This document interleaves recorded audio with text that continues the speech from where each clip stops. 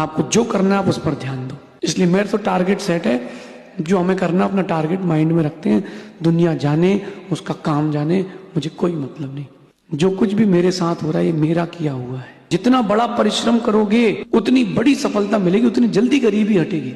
करना तो पड़ेगा। आप शॉर्टकट्स में जाते हो और शॉर्टकट्स में तो यही मिलेगा। चीजें इतनी इजी नहीं हो सकती जितना आप सोच रहे हो। कई बार बनते बनते काम बिगड़ेंगे, कई बार बिगड़ते बिगड़ते काम बनेंगे। कई बार उम्मीद होगी कि लाखों की चीज है, हजारों भी नहीं मिलेंगे। कई बार उम्मीद नहीं होगी, हजारों की चीज लाखों की बिकेगी। पहले पुण्य होना चाहिए। अगर आप मंदिर नहीं जाते हो, पूजा अभिषेक नहीं करते हो, कुछ दिन की बात है, तुम्हारी नींव कमजोर है, खत्म हो जाएगी। चालू करें भगवान का पूजन।